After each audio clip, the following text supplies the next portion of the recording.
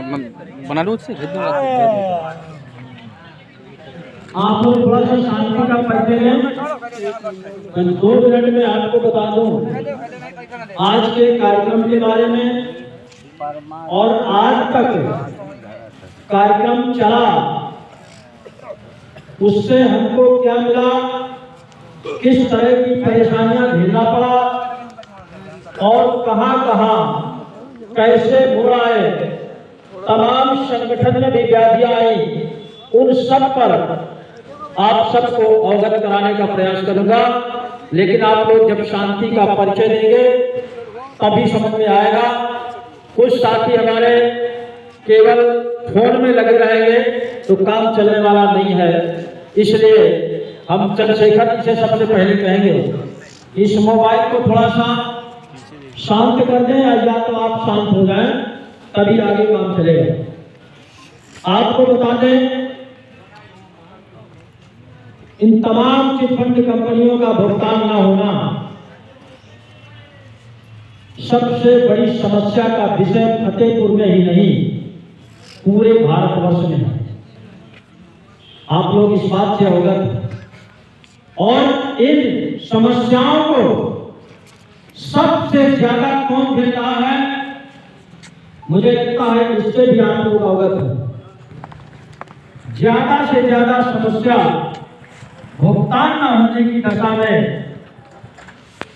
हमारे छोटे छोटे निवेशक, जिनके पास एक सीमित पूंजी थी, जिन्होंने बड़ी मशक्कत से थोड़ी सी पूंजी इकट्ठा किया था कि हम अपनी बेटी की शादी करेंगे या अपने बच्चे को पढ़ाएंगे या अपना घर बनाएंगे, यानी कि वो अपनी बहुत ही विषम परिस्थिति के लिए अपना पैसा जमा किया था, वो न मिलने की वजह से हमारे वो छोटे छोटे निवेशक, मजदूर, गरीब किसान आज व्यथित हैं अपना ही कमाई वापस पाने के लिए।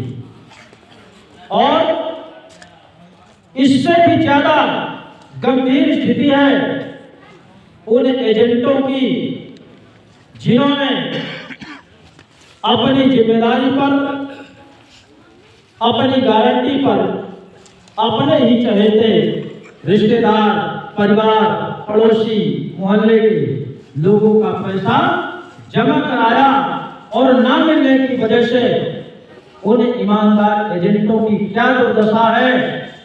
बहुत से ऐसे एजेंट साथी हैं जो पहचान में भी नहीं आते हैं।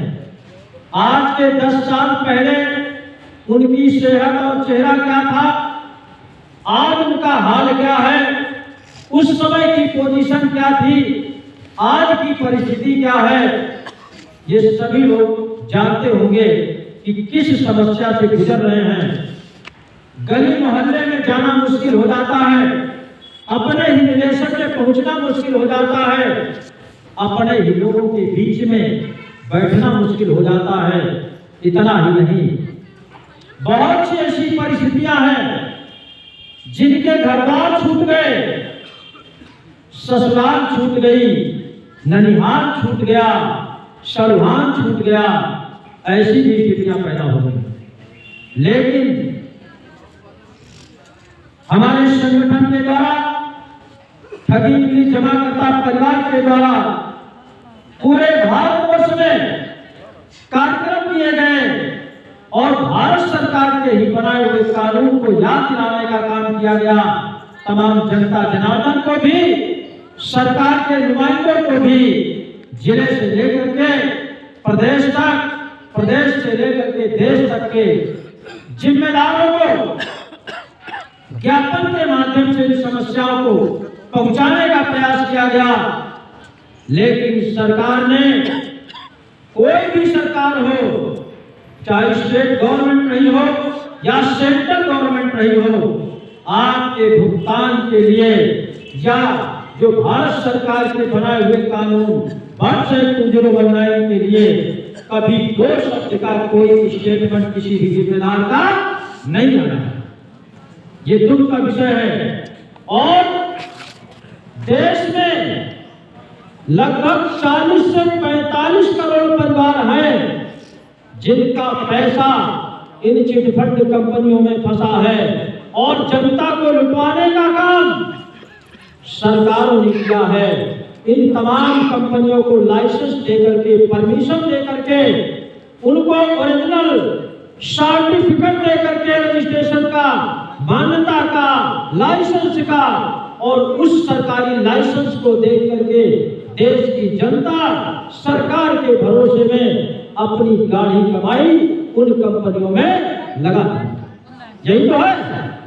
लेकिन वही सरकारें भूल गई कि हमने ही लाइसेंस बांटा था, हमने ही परमिशन दिया था। इतना ही नहीं, तमाम कंपनियों का देश के प्रधानमंत्री ने, मुख्यमंत्री ने, बड़े बड़े IAS PCS अधिकारियों ने इन्हीं कंपनियों का फीता काटा था और उन सबको देख करके देश की जनता को भरोसा हुआ और अपना पैसा लोगों ने लगा दिया। आज सरकारें मौन है।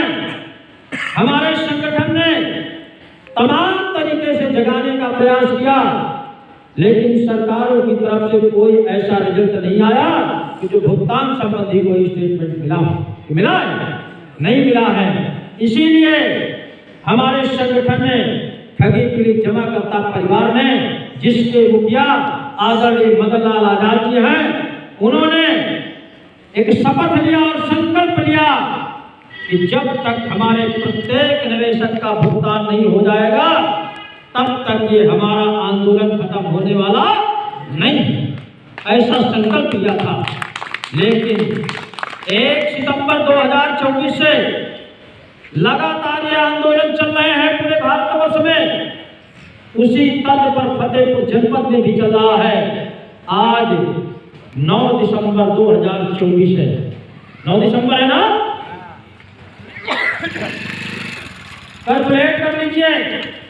1 सितंबर से 9 दिसंबर तक 100 दिन पूरे हो रहे हैं। कितने दिन? 100 दिन। अब आप इसका विचार करिए। आज के दिन ज्ञापन का कार्यक्रम क्यों रखा गया? सरकार को ज्ञापन पहुंचाने का कार्यक्रम क्यों रखा गया? लोगों के द्वारा पता चलता है कि सारे करिश्मे 99 दिन तक तो बर्दाश्त किए जाते हैं, लेकिन 100वें दिन नहीं बर्दाश्त किए जाते। इसलिए संगठन का संकल्प है, आज हम आखिरी टाइम में सरकार को चेतावनी देने का काम करेंगे। अगर समय रहते अपने ही बनाए कानून वर्ष एक्ट 2009 के तहत भुगतान की प्रक्रिया नहीं शुरू किया तो आने वाले समय में संगठन ने संकल्प लिया है कि देश का कोई ऐसा प्रमुख मार्ग नहीं बचेगा जिसको जाम न किया जाए।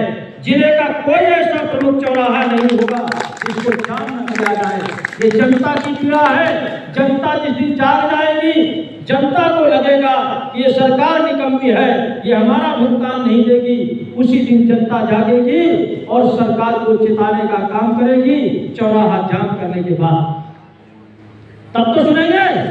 आपने देखा होगा मुट्ठी भर लोगों के साथ जब पटेल नगर चौराहा जाम किया गया, कितने पुलिस प्रशासन के लोग हाजिर हो गए थे। जो लोग रहे होंगे मालूम होगा कितना वार्तालाप हुआ, तू मैं भी हुआ, अपशब्दों का भी प्रयोग किया गया, लेकिन हमारे साथियों ने हार नहीं मानी है और ये संकल्प है। अभी तो केवल वार्तालाप हुआ है, जरूरत पड़ जाएगी तो इन्हीं से दोनों हाथ करने को हम लोग तैयार हैं, भुगतान लेकर के रहेंगे, ऐसा हम लोगों का संकल्प बना हुआ है। लेकिन जिस तरह से फतेहपुर जनपद की समस्या है,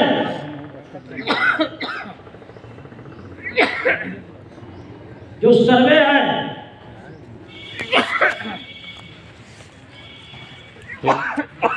रोको वीडियो, जो सर्वे कहता है